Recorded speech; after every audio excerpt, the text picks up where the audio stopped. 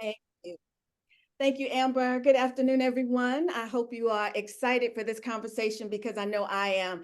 And I do want it to be an informal conversation. So at any point in time, if you have a comment or a question, please put it in the chat or in the Q&A section, and Amber will help to make sure that I see them and respond to you accordingly. So I'm going to go ahead and get us started right away on the subject of trust, the DEI sustainability factor. First, let me give you just a little bit of background on who I am and how it is that I got to be in this particular space. So I think of all the things that are listed on this slide, and of course you can see some of the places where I've spoken, things that I've done, those kinds of things, but I go to those bottom two because I believe that. Hi, so as I was saying, I am Dr. Linda Bing, and as you can see on this slide, you can see some of the media outlets that have picked me up, some of the things that I've said and done. But of all the things listed here, I think the two bullets at the bottom tend to be the most important ones for me because I am naturally an advocate of bringing your whole self to work.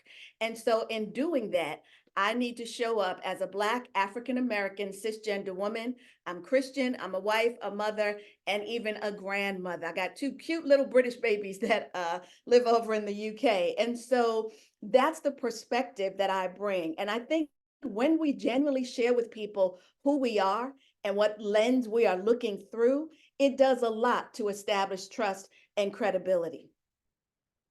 This particular slide I love because for me, it depicts two things. One, it emphasizes for us the fact that trust is a process.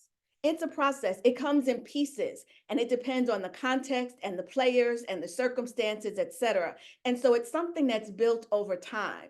But the other thing that's important to me about this slide is that the same way we can build trust, we can deconstruct it as well. And I think sometimes we don't spend enough time thinking about that aspect of it. We forget that the same way we can say and do things to help build trust, we can say and do things, whether intentional or unintentional, that help deconstruct trust as well. So I want us to keep that in mind as we talk about this within the context of DEI. And there's some perspectives that I want you to gain on trust. So we're going to watch a quick video clip that will give you some perspectives, some of them coming from the author of the book, The Speed of Trust, who happens to be Stephen M.R. Covey, the son of the Stephen Covey who did The 7 Habits. I know I can trust somebody if they look me in the eye. They don't need to stare at me, but I can see when they're just 50. Blatant lying to my face. Body language says a lot. If they're a little too slick, they're hiding something. It takes years to earn a good reputation, but you can certainly lose it in a lot shorter period of time.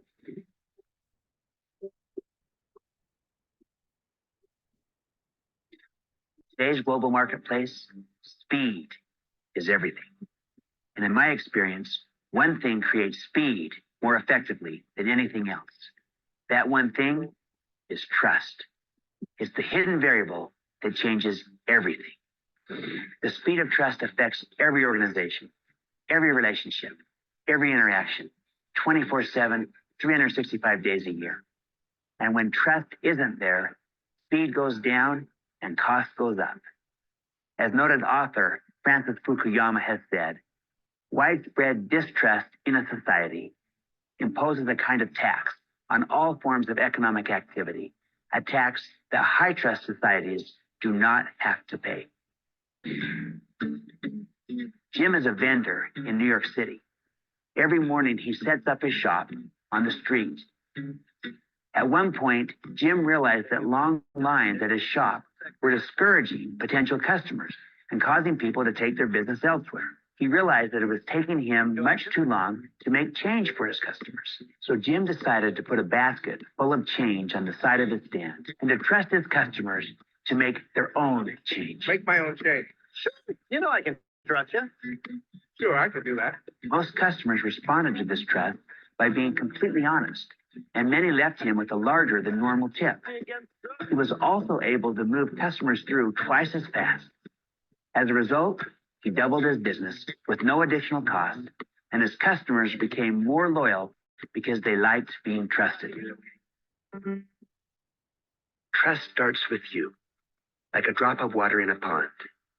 If you yourself are trustworthy, you create a ripple effect. you produce 5 waves of trust. The first wave, self-trust, is about you and your credibility. The second wave, relationship trust, is about your behavior. The third wave is about the alignment in your organization. Market trust, the fourth wave, is about your organization's reputation. And the fifth wave is societal trust, making contributions in the world. The only way to have influence in any area is to begin in the center. All 5 waves start with you. All right, we're going to unpack those 5 waves of trust. And in doing so, we're also going to gain some understanding as to why Jim's experiment worked and why he was even able to get even bigger tips than normal. So here's our objective for the time we have together today. We're going to unravel the concept of trust. You know, I've been in the field of DEI for close to 30 years now. It was the topic of my doctoral dissertation. And I remember when it was just called diversity and we didn't have all of those other initials behind it. It was just diversity. But one of the things that people keep attempting to do is figure out, how do we make diversity stick? And one of the things that I've discovered is, without trust, it won't. So we're going to unravel the concept of trust and begin to show the relationship between an individual's level of trust and their capacity to consistently demonstrate behaviors aligned with a culture that values diversity, equity, and inclusion. Now, when we look at the word trust, and I know we all have our own definition of it, but really, in a word, trust is nothing more than confidence. So if you're seated right now, you have trust or confidence that that chair can hold you. You had trust or confidence that when you flip the switch to turn on your computer and to get on this Zoom call, that things would line up, the internet would work, etc. You have trust and confidence in my ability to be able to drop at least a few nuggets that you might be able to pick up, take back to the job and use. So trust really is confidence that we place in a person. And by making that person the nominal owner of property, and that property doesn't only have to be something that's physical and tangible. That property can be intellectual, it can be emotional, it can be psychological, which is why we talk about psychological safety at work. It can come in a number of different forms. So when you think about it, how much confidence do employees have in DEI and in their leadership today? And we know that that's dwindling, partly because of what we see going on in the world and in Congress and in a number of different states, which are trying to do away with DEI, and those organizations that go along with it. You know, I don't know if you've been keeping up with the news, but you can see where University of Florida has completely eliminated their DEI department, and they fired everyone that was working in the department. The mayor of Birmingham is encouraging athletes not to sign up for any of the colleges or universities in the state of Alabama because they want to do away with their DEI program. So when we're hearing things like this, even if you're not in Florida or Alabama, to some extent, it makes people start to wonder and start to lose a little bit of trust. But there are people in our lives that we've grown to trust. It might be a parent, it might be a teacher, a manager, a coworker, a coach. What I'd like for you to do is think of someone who gained your trust.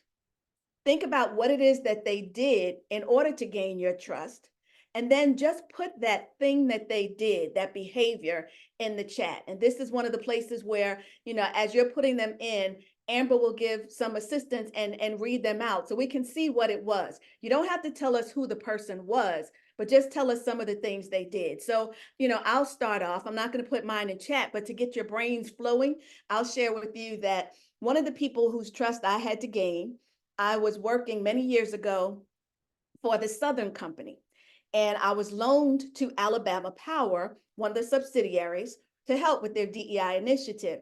And I was going to be reporting on a matrix kind of a way to the person who was the vice president of human resources at Alabama Power. Now, I did not know this individual, but I gained trust immediately because one of the things that he did right away was he set me up in Birmingham in a 2-bedroom apartment that was completely furnished. Now, why did I need a 2-bedroom apartment? I had a husband and 2 young sons back in the Atlanta area. I left my home every Sunday night, drove to Birmingham, worked for the week, and came back home on Fridays. But it was his thinking that sometimes you're going to want to bring your family over to where you are so that they can see that you're okay. They can see the conditions you live in. When you talk to your boys, because again, this was before we had FaceTiming and things. So when you talk to your boys, they'll have a sense of where you are if you say, oh, mommy's in the kitchen or I'm sitting on the sofa. And so one of the things he did to gain my trust was he didn't just think about me as an employee. He thought about me as a wife and a mother. He knew that in order for me to be okay and to perform my job at my best level, I needed to make sure that things were good at home and with my family. So I give him credit to this day for just thinking outside the box and not counting me just as a number, but recognizing some of the other things that I would need. So that's one of the things that led to a very trusting relationship. That was well over 20 years ago, and I still consider him a friend and a mentor to this day. So Amber, what are some of the things that are coming into the chat? They show vulnerability. They show they care for me. They followed through on what they said they would do. They use contextualization to relate to me. They listened to me, let me lead, gave useful feedback, and celebrated with me on project completion. Great list. And I can see how all of those activities would help build trust. We're going to circle back and touch on some of those a little bit later. But for now, let's keep going with the 5 waves of trust. Now, remember in the video, you heard Stephen Covey talk about the fact that when water hits a bigger pool, that drop starts a ripple effect, and it first begins with self. That's a very true statement. You know, if you think about it, if you ever, skipped rocks or something, or just watch rain fall, when it hits the puddle, the ripple starts from the center and moves out. And in this case, when we're talking about trust, it starts at the center and moves out. And when we look at each of these 5 ways, let me just remind you, he said that self-trust was about credibility. So are you true to yourself? Do you show up authentically at work? Are you hiding certain parts of you? You know, we talk about code switching in the DEI space. We talk about covering in the DEI space. Are you guilty of doing that when you show up? And guilty may not be a good word. I want people to be authentic, but it may not be safe in your workplace to be as authentic as you'd like to be. So do you have to cover? Do you have to code switch? Or can you show up truly as who you are? You have to be in alignment with yourself. And we have to think about allyship. Are you really an ally to another group of individuals, or is it just performative? Are you just saying the right things to impress people, but that's not really who you are? So we'll talk in a few minutes about the cores of credibility that go along with self-trust. Relationship trust, then, once you've built self-trust and you're true to who you are, you can behave consistently out of your authenticity. And so people get to see consistent behavior. They know your performance. They know, as some of you said, when you genuinely care about them, because the things that you do show that you care. So relationship trust really is about your interactions with other people. Self-trust and relationship trust involve you to a great extent, but these other 3, not as much. Organizational trust is the alignment in the organization. Every organization has a mission, vision, values, those nice platitudes and plaques that we put on the wall, but is there real alignment? We say that we operate with integrity, but do we? You know, are we treating everyone equally, equitably, inclusively? Does everyone feel a sense of belonging? So how well aligned are the values with the behaviors that we allow to exist in the organization? Market trust is about your brand and your reputation. What do people think about you? When you say that you're the best in the business, are you really the best?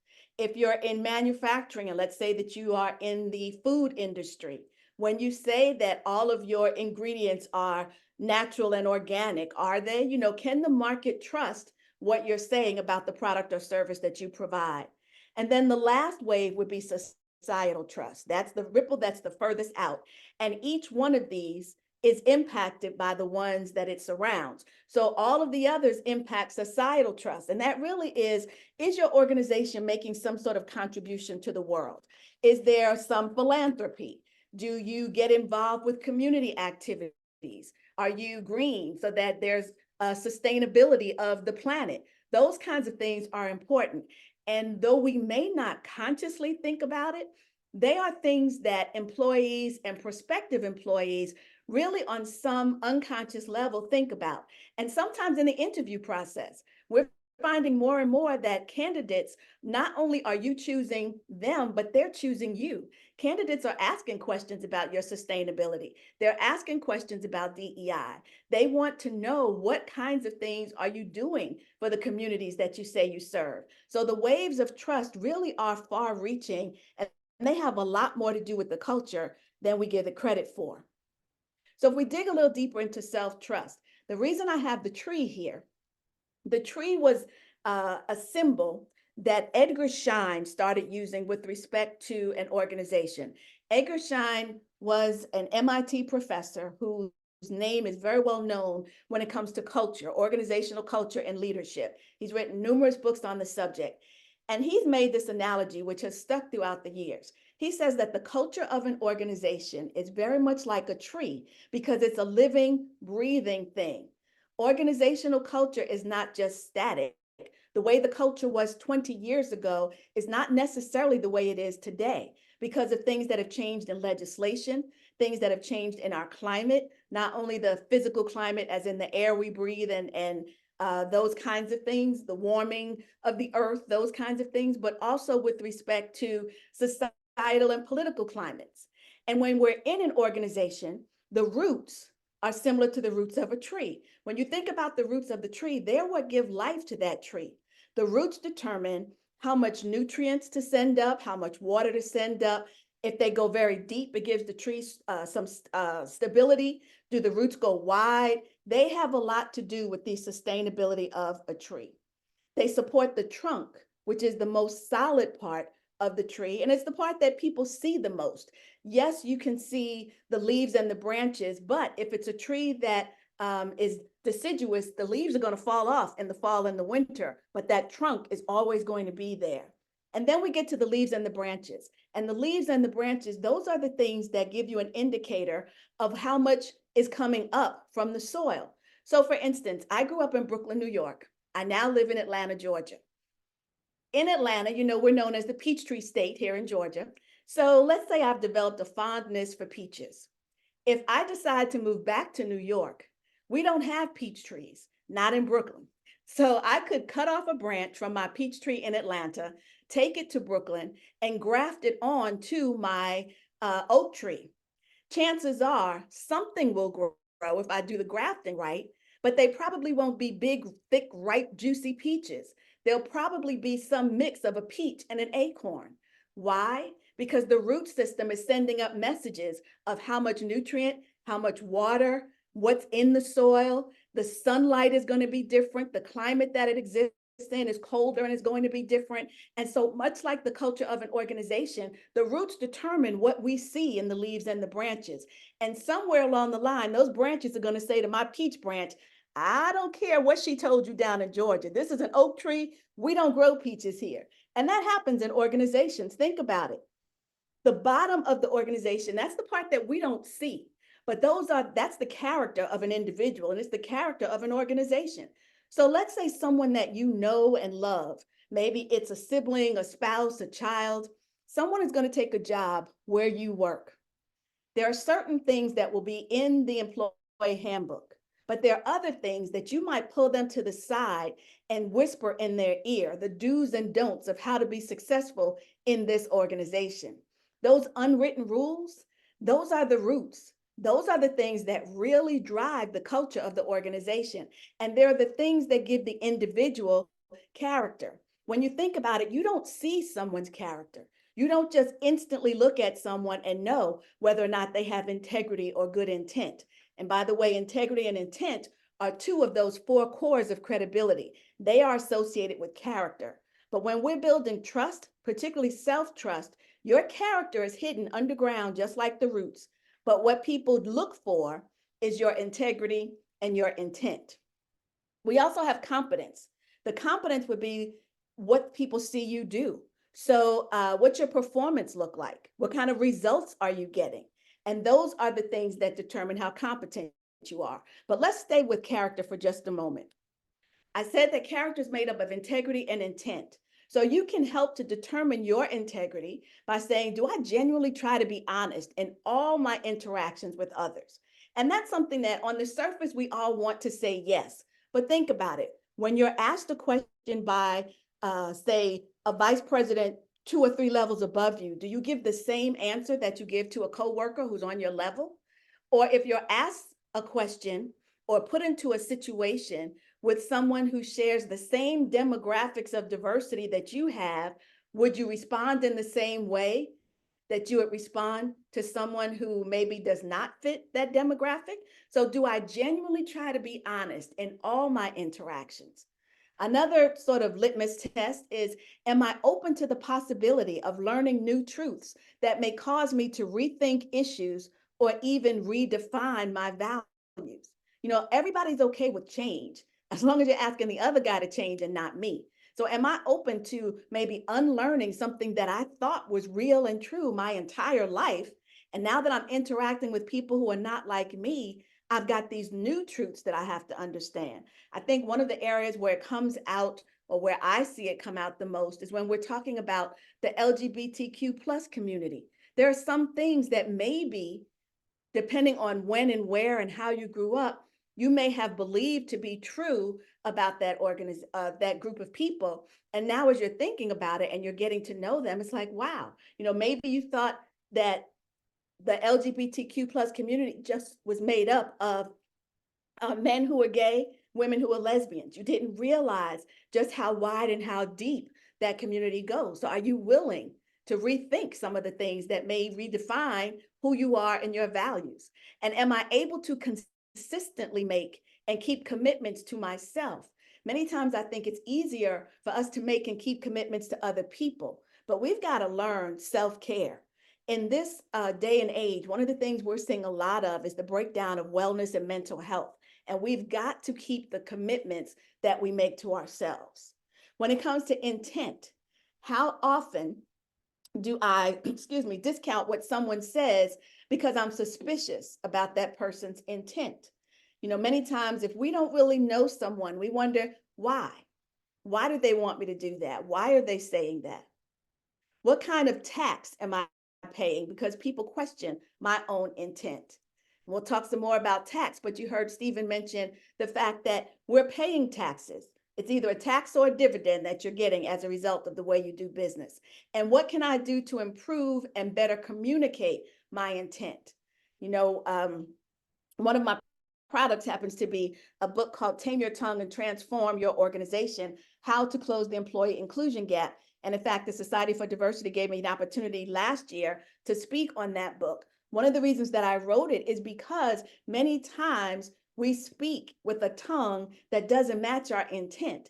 And so when we have friction with other people, we may think that it's due to some dimension of diversity that is more visible, when it could just be that we're not communicating with them in a way that they need in order to really understand and appreciate who we are and what we're saying. So that's a quick look at those cores of credibility when it comes to character. When it comes to competence, we have capabilities and results. So with capabilities, what capabilities do I have that make me credible and that inspire the trust and confidence of others? Many times when we look at research, I believe it was the first one I saw was around 2018, where McKinsey and Company did a study and they were asking women what microaggressions they had faced in the workplace. And what they were finding was that women were often asked to explain or prove their expertise in areas where they were expert. And as a consultant, and if there anyone on the call as a consultant, you might be able to relate to this. Sometimes as consultants, we're called into organizations because the client wants us to help them make an adjustment or fix something. They select us because of our expertise. They've done their due diligence and they see the kind of results that we've been able to get other places. But when we get there, sometimes they want to say, well, I don't know if that's the best way to do it. Or I'm not sure that that's going to work here. Or we've never done it like that before. We've always done it this way. So many times our capabilities get questioned and we have to come up with ways to show credibility in a way that it will inspire trust. What experience have I had, or maybe experiences I've not had in developing capabilities that affects the confidence I have in myself. This reminds me of, we talk about the imposter syndrome. And more, we're finding that women, especially women of color, and if you dig even deeper, especially Black women, who seem to represent the smallest percentage of senior leaders across most organizations, many times Black women will find themselves in a position of wondering, is it me or is it the organization? Because confidence gets chipped away at when we know we've got the experience and the capability, but no one's giving us the opportunity. Another way to check capability is, what is my attitude and approach toward improving my current capabilities and gaining new ones? In other words, am I open to listening? Do I have a growth mindset or a fixed mindset? Another good book that you can read. And then we look at results. What kind of results am I currently producing? And do they increase or diminish my personal credibility? Another study that we sometimes share was, there were women who were surveyed right when they came into an organization, and there were, I think, 43% of those women felt that they were leadership material. Just 2 years into the organization, the same women were surveyed, and the number had dropped to like 16% who felt that they were leadership material. So you have to ask, was there something in the culture? Was there something that made them feel that they could no longer reach the heights they thought they could feel? Or was it that they really recognized that they didn't have the capability? Was there something that was getting in the way of them getting the results they wanted? Were they getting access to all of the same information and opportunities? Were they getting exposure to the same leaders? What was going on in the workplace that was impacting their results? If I were considering hiring someone, to what extent would that person's track record and current performance influence my decision? And then, does my performance inspire confidence and trust? So your performance is something that should let people know that based on my results, yes, I do have the capabilities. So what we're talking about, again, are cores of credibility around self-trust. Now, self-trust leads to relationship trust. And in the book, Covey talks about the fact that there's a traditional business formula. If you have a good strategy, and we know that a strategy is a plan or a method to reach a goal. If you have a good strategy and you act on it well, you'll get the results. But he talks about this hidden variable, and the hidden variable is trust. So really, the business formula should be strategy times execution times trust equals results. Because in an organization where trust is low, you don't tend to get the same results. And one of the best ways to find out about trust, not only in terms of the anecdotal ways or what are people saying, on DM messages, et cetera, but what is your employee survey showing? If you do an engagement survey, where is trust? And if you're finding that you've been working this DEI plan for a while and you're not getting the traction that you thought you'd get or that you would expect to get based on your strategy and the execution of it, chances are, if you look at the trust component of your engagement survey, you will find that trust is low. And that's why, because people are questioning, why are they doing this? Did something happen that they're not telling us about? Is the organization facing a lawsuit? Back in 2020, after the murder of George Floyd, many organizations came out with these statements about, we stand behind our Black employees and those kinds of things. But it didn't gain traction because even though they were making those great platitudes, the trust was low. The Black employees had been there for years and they didn't see anything changing. So they were not getting the results. And many times when you read an article that will say, oh, DEI is not working, it's not that it's not working. It's usually one of two things, and maybe some more, but these are the two prevalent ones for me. Either there's not enough trust in the organization to make it take hold, or you're executing one thing and measuring another. What do I mean by that? I mean that most training that's done in the DEI space is awareness level training. We have raised your level of awareness around some unconscious biases. We've let you know that there are problems in the workplace. We've let you know that different dimensions of diversity are not collaborating and working well together. But then we want to come back and measure whether or not we've seen promotions, whether or not we are seeing that people are getting along better. Well, we didn't give you the skills that you need for that. We gave you awareness. It's almost like if I were to say to one of my sons, during their teenage years, hey, the garage is dirty. I've raised his level of awareness, but if I go out and come back and think that the garage is going to be clean, I'm sadly mistaken because I didn't give him the expectation of what I wanted. I didn't give him the skills on how to clean the garage. I didn't give him the tools he needed to clean the garage. I didn't give him a time frame by when the garage was to be cleaned or a methodology to use. So you can't raise awareness and then automatically expect you're going to see results if you don't do the other pieces that follow. And that's why when you're doing DEI work, it is so important that you find the right firm to partner with to make sure that you're not just going to do awareness training and then measure results. You're going to give us all the steps that we need to be able to get the results. And that includes helping us work on trust. Mahatma Gandhi said, the moment there is suspicion about a person's motives, everything they do becomes tainted.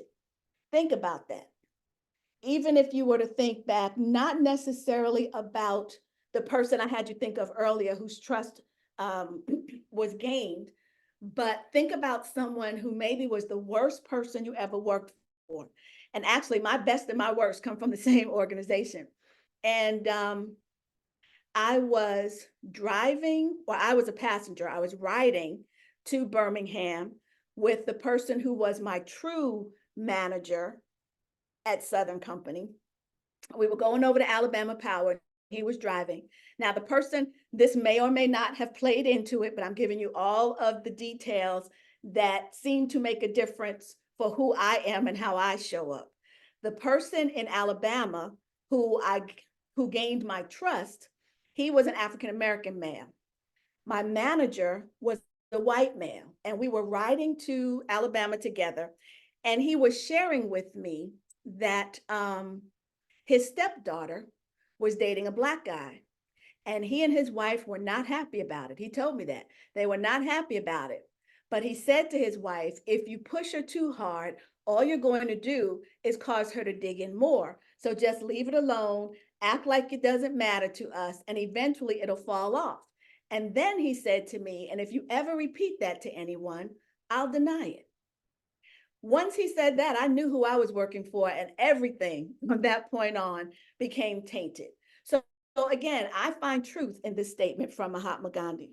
Another quote, and this is one that you heard on the little video clip. This is from the author Francis Fukuyama. Widespread distrust in a society imposes a kind of tax on all forms of economic activity, a tax that high trust societies do not have to pay. So what do we mean by this tax? Well, in the speed of trust, we're told that when trust is low, excuse me, speed goes down. And if you think about it, if you're not really trusting people, you're going to do more fact checking. You're going to double check their work. You may run it by some other people. You want to check their motives. So you slow down to make sure that what they're saying to you is right and that that's the appropriate way to do it rather than just do what they ask you to do. And that causes speed to go down. And when speed goes down, costs go up. Because now instead of getting the job done quicker and maybe getting more done in the course of a day, it's taking longer to get it done, which is costing us more money. And maybe because we are bringing in the help of other people, now we've got those salaries to take into consideration. Even though it may have just been a 30-minute conversation, that's 30 minutes that they were not productive on something else. So that's the tax he's talking about. When trust is low, speed goes down and cost goes up. But on the flip side of that, in a high trust organization, there's good communication, there's good collaboration, there's good innovation and execution of ideas, relationships are strong. So there are some people in your organization who could probably come to you and ask you to do something and you would do it, no questions asked, because you trust them, you trust their judgment, you trust their capabilities, their integrity, their intent, their results. And because you're getting the job done faster, it's not costing as much. Think about our society. Let's look at Congress. And this is not a political statement at all. I don't care if you're a Republican or a Democrat. When you look at Congress today, it is evidently clear that the Dems and the Republicans are not communicating. There's no collaboration. There are no bills getting passed as quickly as they should. There's a lot of infighting. And so it's slowing things down and driving costs up, where if they would communicate better, collaborate, execute on some of the ideas that are being presented, it would be just the opposite. Speed would go up in terms of what they get accomplished in a session, and costs would go down.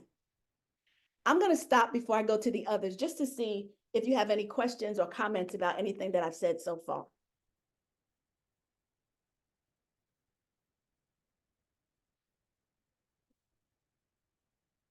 All right, no questions. Now let's talk about some of the behaviors that establish trust.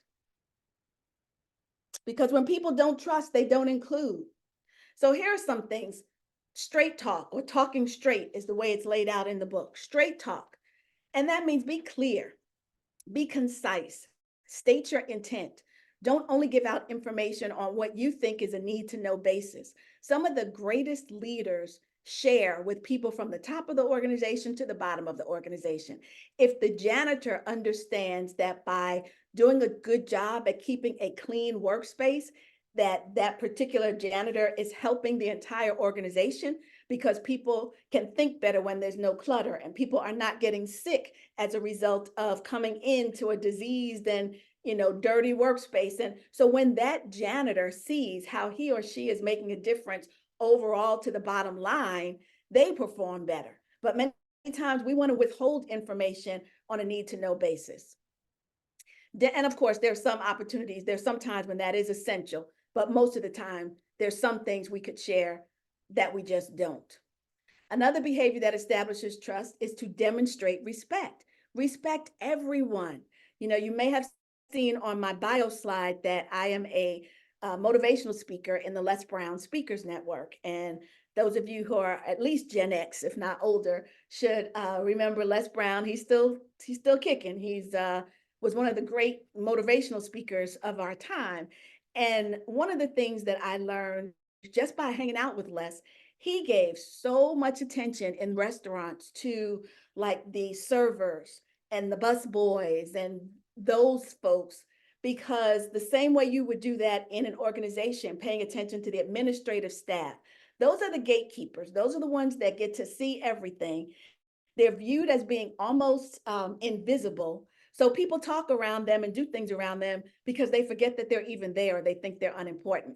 So he would always uplift everyone. And that's something that we really need to do. Creating transparency, be open and authentic. That goes back to the self-trust. Tell the truth. Right wrongs. When you find out that something's been done, even if you were not personally responsible for it, apologize. It came out of your organization, apologize for it. Be humble. Make some restitution and show loyalty. Showing loyalty doesn't mean that you've got to join the company and stay there till death do us part. No, it just means that you give credit where credit is due. You act fairly. You treat people fairly. You don't go around gossiping or bad-mouthing other people. And those 5 things actually flow from character.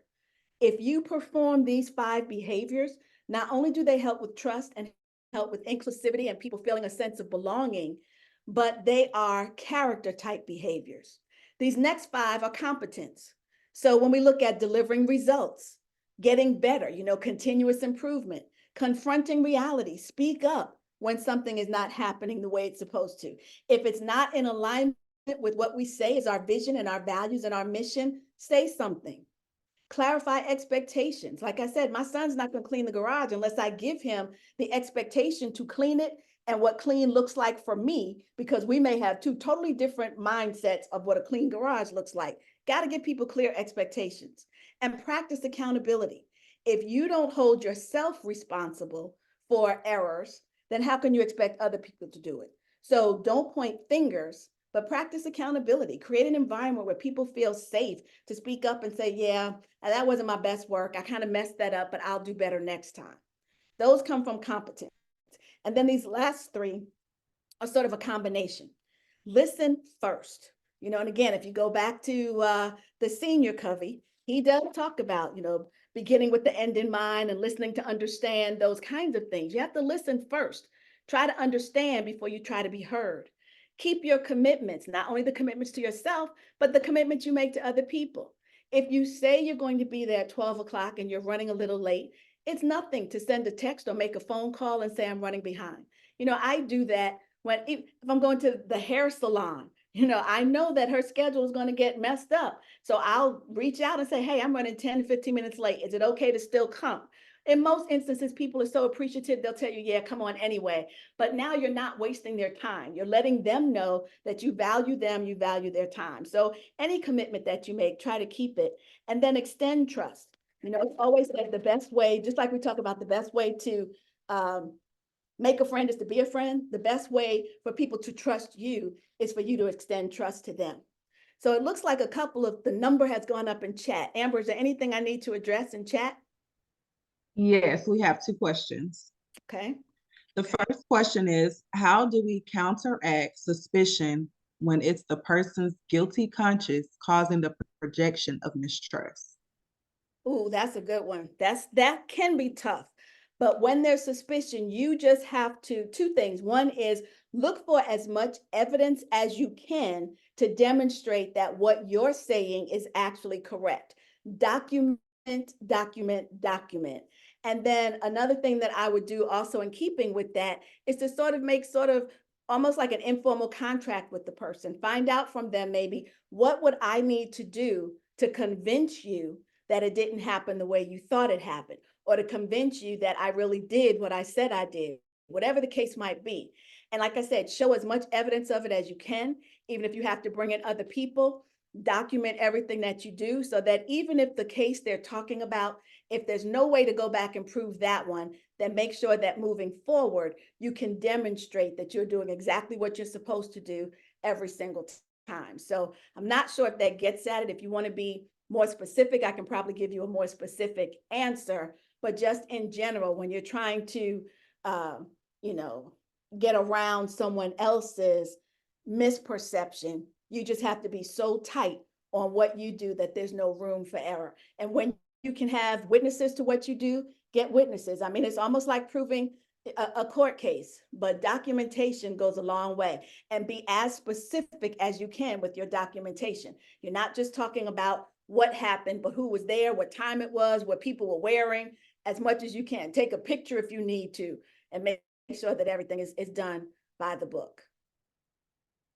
Do you think agreeing to disagree helps to establish trust or takes away from it, even if they understand why they don't disagree with you?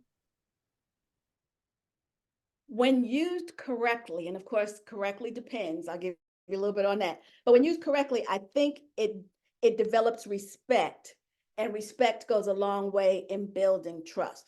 So the reason I say it develops respect is because you're letting that person know, I can't prove or disprove. I may not agree with you, but I respect your right to have that opinion. There are some things, I mean, in full transparency, there are some things in the DEI space work for me in my personal life 100%, but I still respect people's opinion to think the way they want to think, to behave the way they want to behave, as long as it does not violate themselves or someone else, and it doesn't violate any company policies. And so whatever we may think about people, we need to be able to give them the same dignity and respect that we would want. So for me, agreeing to disagree says, based on who I am, I might not see it your way, but I respect your right to view it the way you want to view it. And I think that does build some trust over time, because one of the behaviors that establishes trust is to demonstrate respect. We have another question. Okay. How do you handle when you're engaging with someone who is saying one thing, but you have a sense that their true beliefs / actions aren't consistent with what they're saying, especially if this person is an influential peer on a leadership team and you need to work to come together to come to a decision?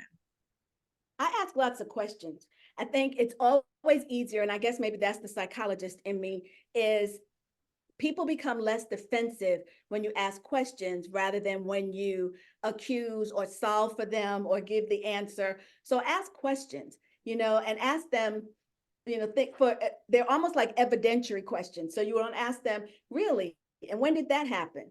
Okay, and how did it make you feel? And when you said this, but what did they say? Because people can only lie so much. And after a while, they're going to get caught up, or you're going to see it in their expression, or they're going to misstep somewhere. So you ask questions, and then not at the moment, you're not taking down everything they said. But as soon as the conversation's over, go back and write down everything you remember in case you need to go back to that at some point in time.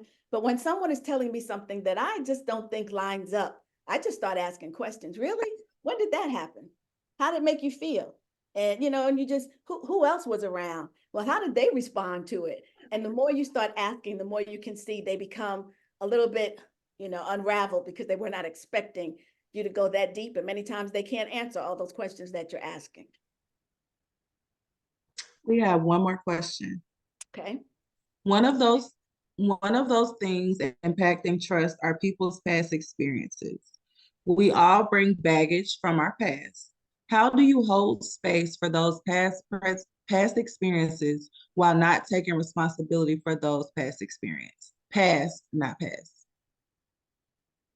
Yeah, so you're right. We do all have baggage, and that really is on that individual to overcome the baggage. So it's almost like, I use examples that are close to me. So don't if you've I did some work years ago, and we were working in a space where women were coming into non-traditional female type roles.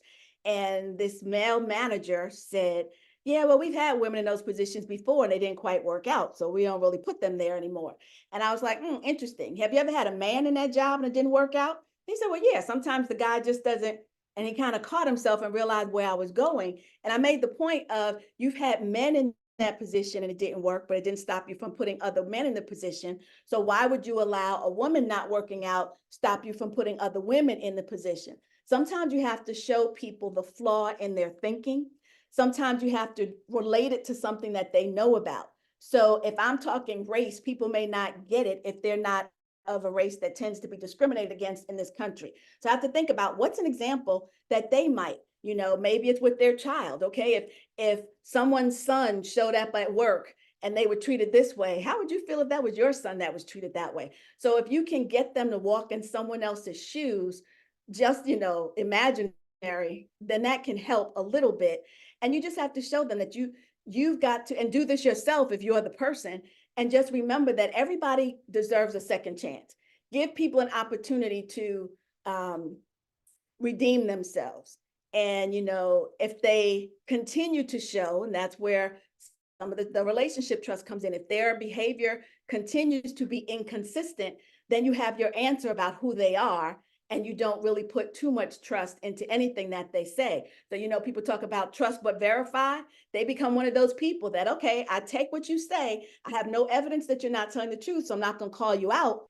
But I am going to go and fact check. I'm going to talk to other people, and I'm going to make sure so that I don't get caught up. But we really have to free ourselves, and it's us that we're freeing, because the person has gone on, they've enjoyed their life, they're doing whatever they need to be doing, and you can't get past it. And it might be keeping you from finding other great talent that happens to be packaged the same way, but so what? Let me finish up a couple of things and I'll check on you with questions again. So I want to share with you just a little bit about the others. So organizational trust. This is the first one that really doesn't look as heavily as at the person. And it kind of focuses on stakeholders. You can tell when there's a lack of organizational trust because people are manipulating facts, withholding information, they're resisting new ideas, they're covering up mistakes. Leaders are missing the solution because they are not looking at the systems, the structures, the processes, and policies that affect day-to-day behaviors. They're focused on the symptoms instead of the principles that promotes trust. So I don't know where that rogue T is coming from, but yeah, we have to start looking at systems and structures in organizations, and we don't do enough of that. If we're not bringing in enough women and people of color, then we need to look at the system that's being used in HR. Who are the talent acquisition people? And go all the way back to where are we sourcing? Don't just look at who we're hiring, but where are we sourcing? How are we recruiting?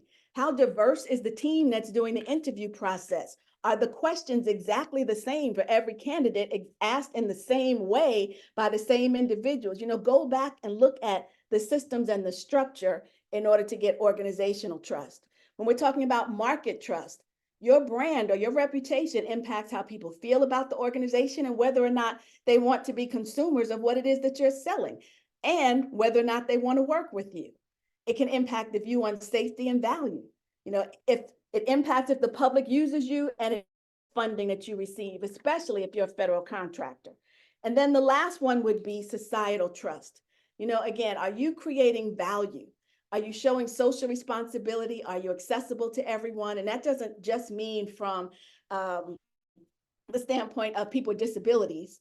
Are you accessible to everyone? Are you taking into consideration people who maybe come from different backgrounds, have different educational levels? Sometimes when we review our job descriptions, we find that some of the things we put in there are really nice to have. They're not essential. There have been a number of companies that have reworked job descriptions because they found that certain number of years of experience is the equivalent of a degree. So you don't have to have the degree, you can have one or the other. We need to find out if things are affordable, are we being innovative? All of those good things have to do with societal trust, making sure that we are good citizens of society. And then you can have state-of-the-art training programs, policies, systems, and other interventions, but without trust, there's no sustainability. So just important to remember, DEI will not take root and take hold. And that's one of the reasons why you have organizations that have been working at this forever and not really seeing much movement, because there's no trust in the organization. And if there's no trust, and if the leadership is always changing, and no matter what happens, I never see people that look like me or who think differently or, think outside the box, there's no trust. People just show up, they quietly quit on the job. And that's worse than if they were to actually leave the organization. So my call to action for you is to be intentional. Think about beginning with that first part of the ripple, self-trust. How do you come across with those cores of credibility? And then go to each wave after that. And what can you do to help other people, whether they're on your team or a different team? Do they report to you? How can you help them understand the impact of trust? And look at the trust on these surveys in your organization. Maybe you can do focus groups, something to find out what your trust level is. And you need to create a trust building action plan. If you find that trust is not where it ought to be, focus on that for a while, because not only will the trust help to positively impact your DEI initiative, but it will help to impact other things in the organization as well. There's my information in case anyone wants to connect. QR code takes you to our website, so feel free to scan the QR code if you like. Our information is also the website and my email address, office phone number to the left of the thank you. And as I did share with Amber earlier, if you're interested, and when she sends out the thank you email, she will definitely include this. But if you're interested in the presentation, I don't have a problem with that. I would just like for you to email us directly and we'll send that on to you. So I'm going to stop at that point and see what other questions people may have come up with.